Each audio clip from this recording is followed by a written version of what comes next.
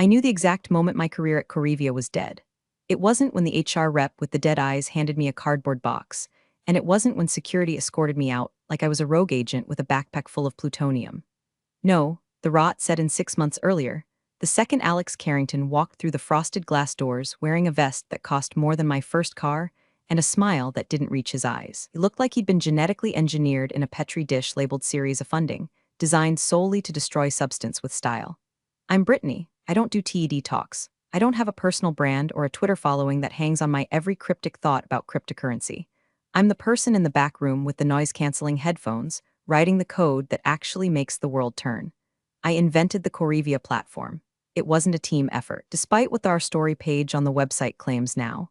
It was 5 years of my life, bled out in lines of Python and agonizing clinical trials. It was a diagnostic engine that could predict rare genetic anomalies with 99.8% accuracy before a patient even showed a symptom. It was elegant. It was precise. And critically, it was mine. Before I ever signed a contract with the company, I did something that makes most corporate lawyers break out in hives. I kept the primary patent. Corivia didn't own the engine, they leased it. Think of it like renting a Ferrari engine to put in a Honda Civic chassis. They could drive it, they could paint it, they could sell tickets to see it, but if they stopped paying the lease, or if they violated the terms, I could reach into the hood and take my engine back. Hey, really quick, if you're into stories about corporate sharks getting gutted by the nerds they underestimated, hit subscribe button and maybe drop a like. It keeps the caffeine flowing and the servers running for the rest of this disaster. Thanks. Carrington didn't know that, or maybe he didn't care to read the fine print. He was the new CEO, brought in to scale us, which is business speak for inflate the value, sell it to the highest bidder, and leave the carcass for the vultures. He swept into the R&D lab that first day, smelling of sandalwood and aggressive optimism, and started touching things. He picked up a prototype sensor, tossed it in the air, and caught it. Brittany, right? He asked, not looking at me. He was looking at the reflection of his teeth in the monitor. I love what you're doing here. Really granular stuff. But we need to think bigger. We need to stop thinking medical device and start thinking lifestyle integration. Detects leukemia, Alex, I said, my voice flat. It's not a Fitbit. He laughed, a sharp, barking sound. That's the scientist brain talking. I need you to activate your founder mindset. We're positioning for a liquidity event. Big players are sniffing around. Intercalix Ventures, you know them? 500 million on the table. But they need a clean narrative. Complexity scares money, Brittany. Complexity saves lives, I shot back. He stopped smiling then. He looked at me with the kind of pity you reserve for a child trying to pay for groceries with monopoly money. We'll work on your pitch, he said, patting my shoulder. I flinched. We're going to make you a star, Britt. Just trust the process. The process, it turned out, involved erasing me. Slowly at first. My name started disappearing from the slide decks. The weekly R&D updates, which I used to lead, were rescheduled to times I had conflicts with. I'd walk past the conference room and see Carrington in there with the marketing team, gesturing wildly at a whiteboard that had my algorithms drawn on it in wrong colors, explaining my work to people who thought Java was just a type of coffee. It was infuriating, sure, but I wasn't worried about my job yet. I was the golden goose. You don't shoot the goose, right? You just pluck a few feathers to make a pillow for yourself. That's what I told myself as I sat in my office, watching the fog roll in over the bay, nursing a cup of coffee that tasted like battery acid. I told myself to focus on the work. To focus on the patent update I was quietly filing, a continuation that covered the new AI integration. But the atmosphere in the office was shifting. It was getting heavy, like the air before a thunderstorm. The junior devs stopped making eye contact with me. The shared calendar suddenly had blocks labeled private strategy that took up half the day. I remember walking into the break room and finding a printed email left on the counter. It was from Carrington to the board. It was face up, right next to the creamer. Legacy personnel are becoming a friction point for the Intercalix deal. We need to streamline the IP narrative. I'm handling the B situation. Expect resolution by Q3. The B situation, that was me. I wasn't the chief technology officer anymore. I was a friction point. I was a smudge on the lens of his perfect $500 million vision. I picked up the paper. My hand didn't shake. That's the thing about me, I don't panic, I analyze. I folded the email into a perfect square, sharp creases, tight corners. I put it in my pocket. If Carrington wanted to play games, he should have checked who wrote the rules. He thought he was playing poker. Didn't realize we were playing chess, and I had already moved my queen 5 years ago. But I still didn't know how bad it was going to get. I didn't know that handling the situation meant destroying my reputation before kicking me to the curb. I went back to my desk, unlocked my encrypted drive, and opened the folder labeled License Agreement Final PDF. I stared at Clause 14b, the nuclear option. Try me, Alex. I whispered to the empty room. Just try me. If you've never worked in tech, let me explain the phenomenon of the soft lockout. It's not as dramatic as changing the locks on the door. It's 1,000 tiny cuts designed to bleed your authority dry until you're just a ghost haunting your own cubicle. It started with the Slack channels. One morning I woke up, grabbed my phone, and noticed the Hash Leadership Core channel was gone, just vanished. When I messaged the sysadmin, kid named Tyler who I'd personally hired, he took 3 hours to reply. Hey Britt, Alex restructured the comms architecture. Said we needed to streamline decision-making. You're in Hash Research General now, Hash Research General. That was the channel where the interns posted memes about caffeine and asked where the extra HDMI cables were. I had been demoted from the cockpit to the cargo hold without a single meeting. I walked into the office that day, and the silence was deafening. You know that feeling when you walk into a room and everyone stops talking? It was that, but constant. It was an ambient frequency of guilt. My team, people I had mentored, people whose wedding invites were on my fridge, would suddenly become fascinatingly absorbed in their screens as I passed. They knew. They all knew something was coming, and survival instinct in Silicon Valley is stronger than loyalty. If the CEO is sharpening the axe, we don't stand next to the tree. Then came the junior analyst incident.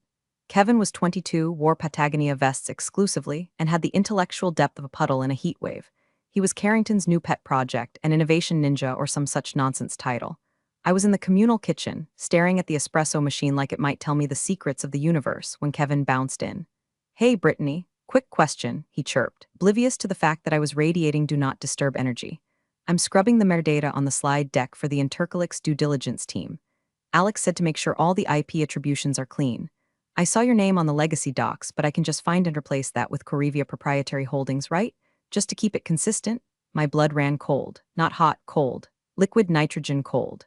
Kevin, I said, my voice terrifyingly calm. Show me the deck. He pulled up his iPad. Yeah, see? Alex put a note here. Assert full corporate ownership. Remove founder liabilities. I looked at the slide. It was a diagram of my neural net architecture, the specific recursive loop that made the whole thing work. And right there in bold Helvetica it said, property of Corivia Inc., wholly owned subsidiary. He wasn't just erasing me from the history books. He was legally claiming he owned the land my house was built on. Under the terms of our license, Corivia had exclusive usage rights, not ownership. Claiming ownership to a third party like Intercalyx wasn't just a lie, it was a material breach of contract. It was fraud. Interesting, I said. Kevin, could you email that to me? I just want to double-check the formatting. Sure thing, he said, tapping away. You're the best, Britt, poor Kevin. He had no idea he just handed me the ammunition to execute his boss. I went back to my desk and waited for the ping. There it was. Intercalyx Pitch V4 Final PPTX. I didn't scream. I didn't storm into Carrington's office and flip his standing desk. I opened my personal email, never use corporate email for the kill shot, folks, and forwarded the file to my lawyer, a woman named Sarah who makes great white sharks look like goldfish. My message was 3 words, timestamp this breach. Sarah replied in 2 minutes, received. Clause 7 violation confirmed, are we pulling the trigger? I stared at the blinking cursor. Not yet. If I pulled the license now, the deal would collapse and Carrington would spin it as me being a difficult woman who sabotaged the company out of spite. I needed him to commit. I needed him to stand in front of the world and lie so boldly that there was no walking it back. I needed the humiliation to be absolute. I typed back, wait, let him dig the grave deeper. The next few days were a blur of surreality. I sat in meetings where they discussed the future of the product without asking the person who built it. I watched Carrington strut around the office, high on the fumes of a $500 million deal. He bought a gong, a literal brass gong. Every time they cleared a hurdle with the due diligence team, he'd bang it. Gong. Legal review complete. Gong. Financial audit passed. Every bang was a nail in his coffin. He was so confident. He thought I was just a nerd he could bully into silence. He thought my silence was submission. He didn't understand that for an engineer, silence isn't empty. Silence is processing power. Silence is the system compiling the code before the execution command runs. He called me into his office late on a Thursday. The sun was setting, casting long, bloody shadows across the glass walls. Didn't offer me a seat. Brittany, he said, leaning back in his air-owned chair, fingers steeped like a villain in a bad movie. We need to talk about the transition. Transition? I asked, playing dumb. The deal is closing next week, he said. Intercalyx wants a fresh start. And frankly, your salary is heavy. We're going to need you to sign a release, a graceful exit. We'll give you 3 months severance and you sign over any residual IP claims, just to tidy up the paperwork. And if I don't, he smiled that shark smile again, then we terminate for cause. Insubordination, failure to adapt. We'll bury you in legal fees until you're selling that patent of yours for scrap metal. He was threatening to fire me. He was threatening to fire the patent holder. It was so stupid I almost laughed. I'll think about it, I said. You have until the all-hands meeting tomorrow, he said. Don't make this ugly, Brittany. I wouldn't dream of it, I said. I walked out of his office. I didn't go home. I went to the server room, the hum of the cooling fans wrapping around me like a blanket. I sat there for hours just watching the lights blink. Green, green, green, everything was working perfectly. Tomorrow, the lights were going to go red. The main conference room at Corivia was affectionately known as the Fishbowl. It was a glass-walled monstrosity in the center of the open plan office, designed to promote transparency, but actually serving as a theater for public anxiety. If you were getting yelled at in the fishbowl, everyone saw it. If you were crying in the fishbowl, everyone saw it. Today, the entire company was crammed in there, or hovering around the edges outside the glass, for the strategic alignment all hands. Alex Carrington stood at the head of the table, flanked by the board of directors who had flown in for the pre-acquisition celebration. It looked like a row of vultures in Italian suits picking at the catered croissants. Carrington was practically vibrating. He had the energy of a man who believes he is about to become a god. I stood in the back, leaning against the wall. I wore my usual lab armor, dark jeans, a black blazer, boots. I wasn't dressed for a funeral, but I was definitely dressed for demolition. Team, Carrington started, his voice projecting without a microphone. We stand on the precipice of history. Intercalix Ventures has recognized what I've been telling you for 6 months. Corivia is not just a company. It is a paradigm shift. A few people clapped, mostly the marketing team. My engineers looked at their shoes. They knew the tech was solid, but they also knew the paradigm shift was mostly smoke and mirrors built on top of my hard work. To get here, Carrington continued, pacing the room. We had to make tough choices. We had to trim the fat. We had to pivot from a research-first mindset to a growth-first mindset. He stopped pacing and turned his body slowly, deliberately, until he was facing me. The room went silent. The air got sucked out of the fishbowl. Brittany, he said. He didn't use my last name, just Brittany, like a disappointed father. You've been with us since the beginning. You wrote the original code. And for that, we thank you. He paused for effect. This was it, the performance. But he said, his voice dropping to a theatrical hush, what got us here won't get us there. We need visionaries, not just technicians. We need people who understand that a patent is worthless if it doesn't sell. You've been resistant. You've held onto the old ways. You think like a scientist in a laboratory, not a businesswoman in the arena. My face burned, but I kept my expression neutral. A stone mask. Let him talk, I thought. Let him put it all on the record. I offered you a generous transition package, Carrington said, lying through his teeth in front of 50 people. You refused. You threatened to hold the company hostage over technicalities. Murmurs rippled through the room. He was painting me as the villain, the greedy founder standing in the way of everyone's payday. So, he said, straightening his cuffs. Effective immediately, Brittany, your employment is terminated. For cause. Security will escort you out. He gestured to the door. Our 2 beefy security guards were already waiting. It was choreographed. He wanted this visual, the old guard being physically removed to make way for the new. I looked at the board. They were watching me with bored indifference. They didn't care who built the engine as long as the car sold. I looked at my team. Kevin, the innovation ninja, looked like he was going to vomit. Tyler, the sysadmin, gave me a tiny, imperceptible nod. I pushed off the wall. I didn't scream. I didn't cry. I didn't launch into a monologue about how I invented the very air they were breathing. You're making a mistake, Alex, I said. My voice was quiet, but in the silence of that room, it carried like a gunshot. The only mistake, he sneered, was thinking we needed you this long. Your patent is company property, Brittany. Read your contract. Now get out. Read your contract. The irony was so rich it tasted like truffles. I picked up my bag. I walked past the table of vultures. I walked past Carrington, who was already turning back to the room, dismissing me like a gnat. I felt the eyes of every person in that room on my back. They expected me to fight. They expected a scene. Instead, I walked to the door. The security guard reached for my arm. I sidestepped him. I know the way, I said. I walked out of the fishbowl, through the open office, past the rows of desks where I had spent 5 years debugging, optimizing, and stressing. I walked to the elevators. As the doors closed, I saw Carrington raising a glass of champagne, laughing at something a board member said. He thought the game was over. He thought he had won. I pulled out my phone as the elevator descended. I opened the encrypted chat with Sarah.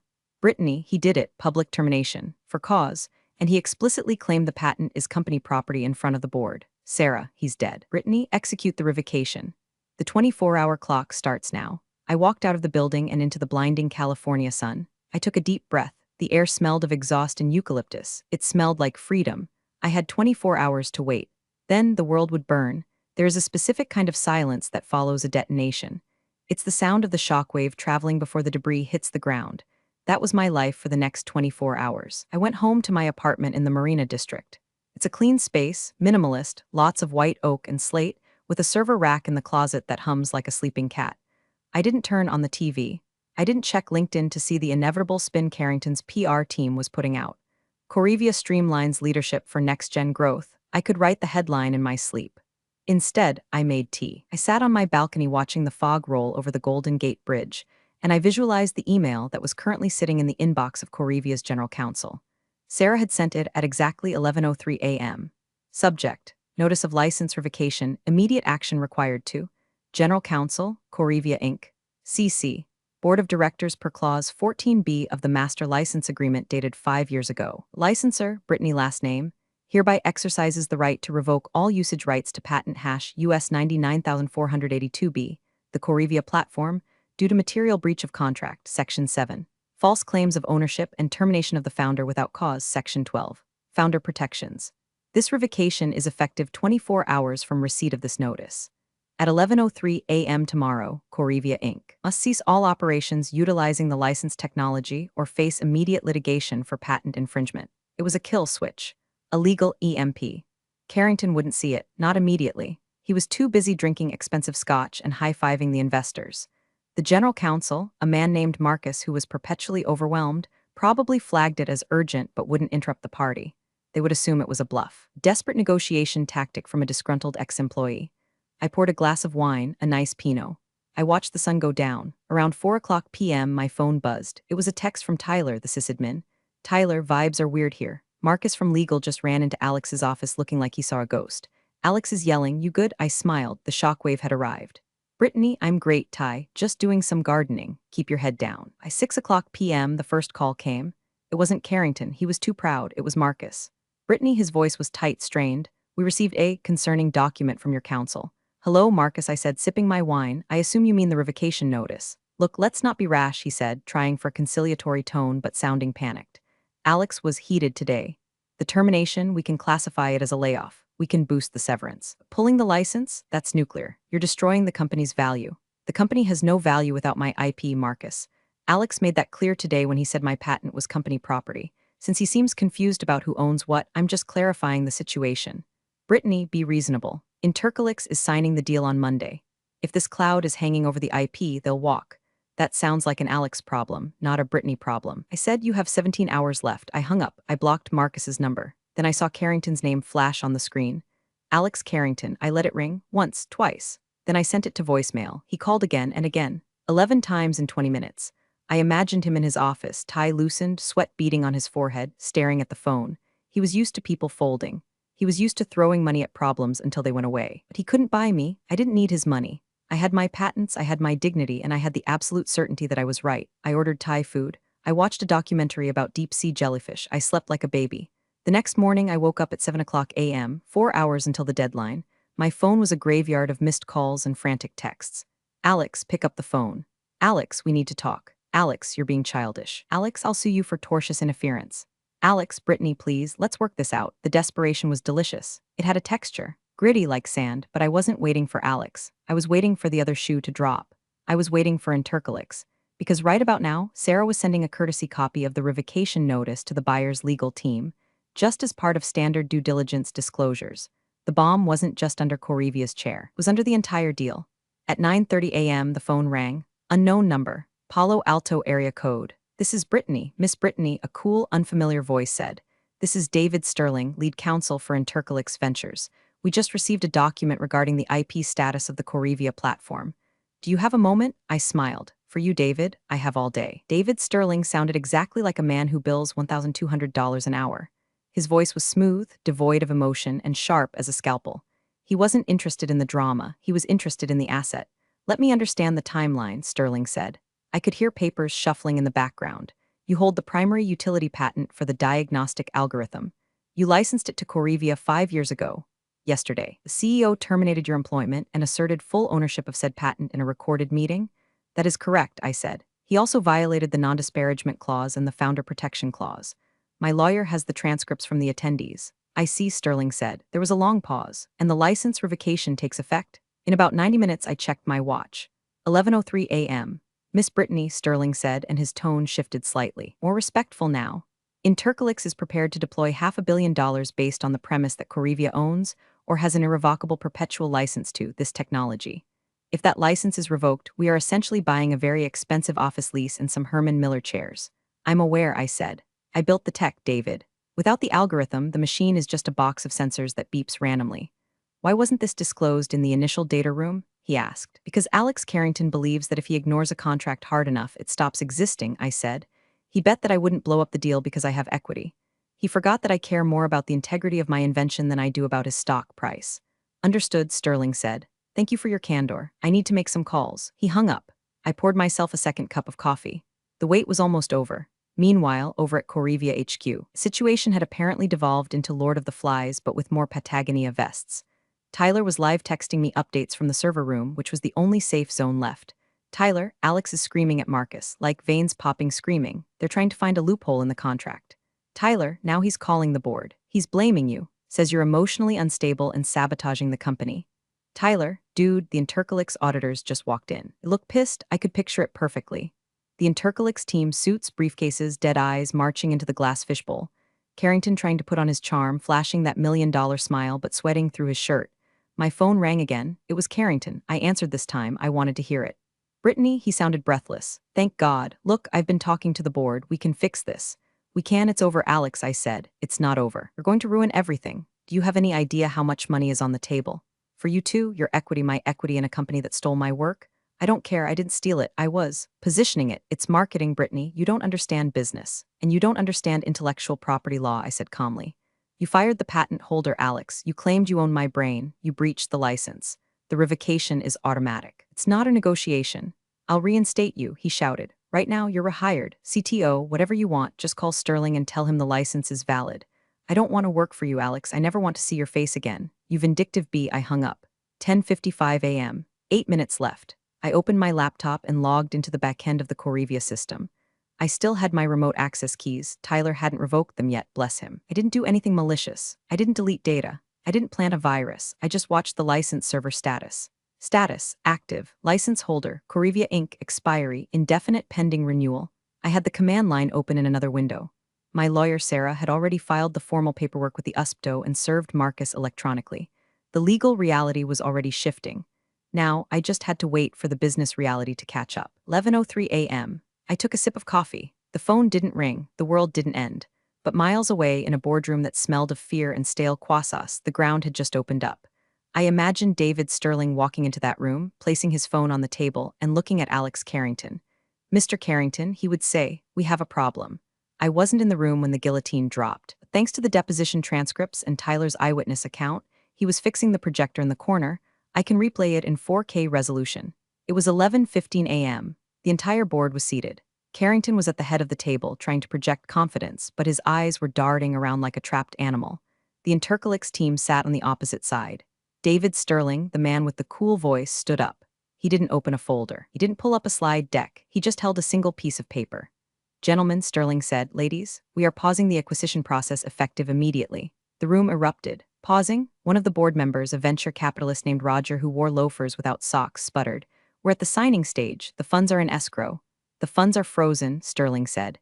We have received confirmation from the primary patent holder, Brittany last name, that the license agreement for the Corivia platform has been revoked due to material breach. Carrington slammed his hand on the table. She's bluffing. It's a negotiation tactic. The company owns the IP, I told you this. Sterling turned to Carrington. He looked at him with the clinical detachment of a coroner examining a corpse. Mr. Carrington, Sterling said, we have reviewed the original master license agreement. Specifically, Clause 12, the Founder Protection Provision. It states clearly that if the licensor is terminated without cause, or if the licensee asserts ownership rights in contradiction to the agreement, the license is voidable with 24 hours' notice. He slid the paper across the table. It was the email Sarah had sent yesterday. The notice was served 24 hours ago. The license is dead. As of 11:03 a.m. today, Corivia Inc. is operating an unlicensed medical device. Every scan you run is patent infringement. You are selling a stolen car. The board turned to look at Carrington. The temperature in the room dropped 20 degrees. Alex, Roger said, his voice low and dangerous. Did you fire the patent holder? I streamlined the department, Carrington stammered. She was difficult. She wasn't a team player. I didn't think she would actually. You didn't think. Roger cut him off. You told us the IP was secure. You told us the founder was on board with the transition. She's just one engineer, Carrington yelled, losing his composure completely. We have a whole team. We have the code. We have the code, Sterling corrected, but we don't have the right to use it. And according to our technical due diligence, which we rushed this morning, the system requires a cryptographic handshake from the patent holder's private key to install updates, which you no longer have access to. That was the kicker. Little detail I hadn't mentioned to Carrington. The system wasn't just legally protected, it was technically tethered to me. So Sterling continued, buttoning his jacket. Unless you can get Miss Brittany back in this room, apologize and reinstate the license. This company is worth zero, actually less than zero. You're looking at lawsuits from patients, investors, and us. Carrington looked at his phone. He looked at the board. He looked at the door. I can fix this, he whispered. You can't fix anything, Roger said. He stood up. Get out. Excuse me, you're done, Alex. The board is convening an emergency session. You are relieved of your duties pending an investigation into gross negligence. Carrington stood there, his mouth opening and closing like a fish. The golden boy, the disruptor, the visionary. He had flown too close to the sun, and the sun was holding a patent enforcement order. Tyler told me later that Carrington didn't leave with dignity. He tried to argue. He tried to blame the legacy culture. Security, the same guards he had tried to use on me yesterday, had to escort him out. Meanwhile, I was at home making a sandwich. Turkey and avocado. It tasted like victory. By 2 p.m., the emails started arriving. Not from Alex, he was probably at a bar somewhere, explaining to a bartender how he was the victim of a conspiracy, but from the board. Subject, urgent, reconciliation/Correvia board from Roger VC firm Brittany, hope you are well. There has been a misunderstanding regarding your status at the company. Alex Carrington has been removed from his position. We would like to open a dialogue about reinstating your role and the license agreement. We are prepared to offer a significant retention package, including increased equity and a seat on the board. I read it and laughed, misunderstanding, that's rich. I didn't reply immediately, I let them sweat. I imagined the panic in that office. Intercolix had walked, the deal was dead, the stock options were worthless. The only thing that could save them was me, and they had just publicly humiliated me 24 hours ago. Around 4 p.m., my lawyer Sarah called. They're frantic, she said, sounding delighted. Roger just called me. He offered you the CTO role and a $2 million signing bonus if you reactivate the license by Monday. What did you tell him? I told him you were considering your options and that you were concerned about the company's culture. Perfect, I said. Brittany, Sarah's voice turned serious. You know you have them by the throat. What do you actually want? Do you want the money? Because we can get a lot of money. I looked around my apartment. I had enough money. My patents paid well. I didn't do this for the cash. I did it because Correvia was my baby and they had tried to turn it into a monster. I don't want the money, Sarah. I want the tech. What do you mean? I want the IP back. Fully. No license. I want Correvia to dissolve the R&D division and transfer all assets related to my platform back to my holding company.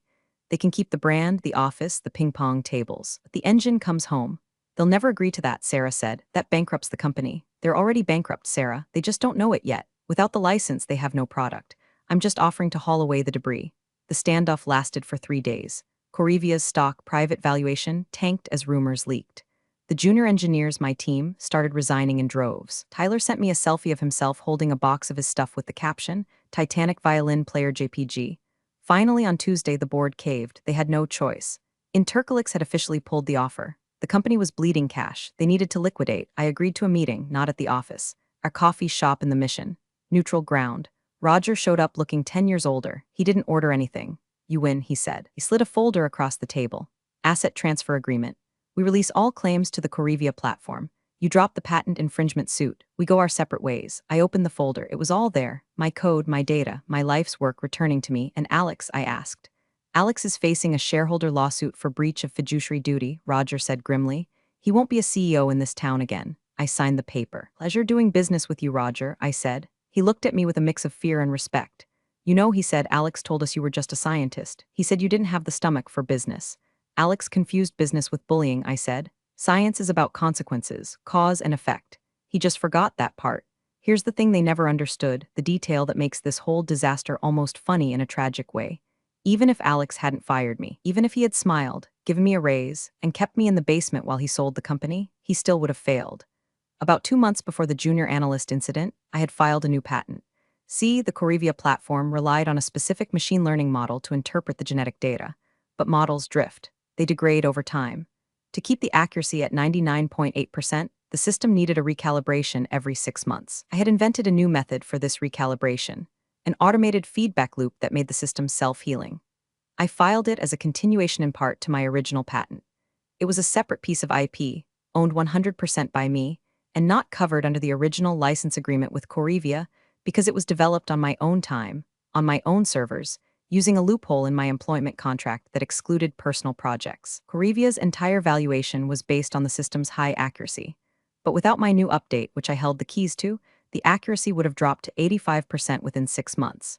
The Intercolix deal would have closed, the system would have degraded, and Intercolix would have sued Corrivia for selling them a lemon. Alex thought he was selling a perpetual motion machine. He was actually selling a wind-up toy, and I was the one holding the key. I sat in my apartment looking at the two documents, the original patent, the continuation. They thought they could extract the value and discard the creator. It's the classic Silicon Valley delusion. They think the IP is a static asset, like a gold mine. You find it, you claim it, you dig it up. But software isn't a gold mine, it's a garden. If you fire the gardener, the weeds take over. If you lock out the architect, the building collapses. I took a sip of my wine. The asset transfer agreement sat on my desk. I had my garden back. I opened my laptop. I had a message from David Sterling, the Intercolix lawyer. Subject, future opportunities. Brittany, it seems the Corrivia deal is dead. However, Intercolix remains interested in the underlying technology. If you ever decide to bring the platform to market under a new entity, give me a call. We prefer founders who read the fine print. I smiled. I wasn't going to call him, not yet. I was going to let the dust settle. I was going to rebrand. I was going to hire Tyler and Kevin and the rest of my team. We were going to build something new, and this time there wouldn't be any suits in the way. I went back to the Corrivia office one last time a week later. I didn't have to, but I wanted to pick up my lucky cactus, and let's be honest, I wanted to see the ruins. The office was a ghost town. Growth mindset posters were peeling off the walls. The gong, Carrington's beloved gong, sat in the corner, silent and ridiculous. I walked past the rows of empty desks. Most of the staff had been let go or had quit. The few who remained looked like survivors of a shipwreck, huddled together, speaking in hushed tones. When they saw me, they didn't look away this time. They nodded. A few smiled. I made my way to the fishbowl. Alex Carrington was there. He wasn't the CEO anymore, but he was transitioning out, which meant he was packing boxes under the supervision of a security guard. He looked terrible. Unshaven, shirt wrinkled, the cocky gleam in his eyes replaced by a dull, glazed shock. He was stuffing a framed photo of himself into a cardboard box. He looked up and saw me standing on the other side of the glass. For a moment, we just stared at each other. The glass wall that he had used to display his power was now just a cage. I could see him mouth something. It might have been "I'm sorry." It might have been "F you." It didn't matter. The sound didn't penetrate the glass. I didn't wave. I didn't flip him off. I just took a sip of my coffee, adjusted my bag on my shoulder, and turned away. I walked out of the building, past the reception desk where the Corrivia logo was already being scraped off the wall. Outside, the California sun was bright and unforgiving. I pulled out my phone. I had a text from Tyler. "Tyler, servers are secure. We're ready to migrate the data to the new instance whenever you say go." I typed back, "Go." I walked to my car, tossing my bag in the passenger seat. I started the engine. It purred, a precise, well-engineered sound. They tried to steal my fire. They forgot that fire burns if you don't know how to hold it. I pulled out into traffic, merging onto the 101. The radio was playing something loud and fast. I turned it up. The patent was safe. The team was safe. And me, I was just getting started. Hey, thanks for listening the whole saga. If you enjoyed watching a tech bro get legally obliterated, hit that upvote. And seriously, read your employment contracts. Cheers. Real power doesn't announce itself, it simply acts with precision. Brittany showed them that underestimating quiet competence comes with a steep, swift price. True authority isn't about yelling or empty titles, it's about holding the absolute keys. Always know your worth and protect it fiercely, because some lessons are only learned the hard way. Appreciate you all for sticking through this one. See you in the next story.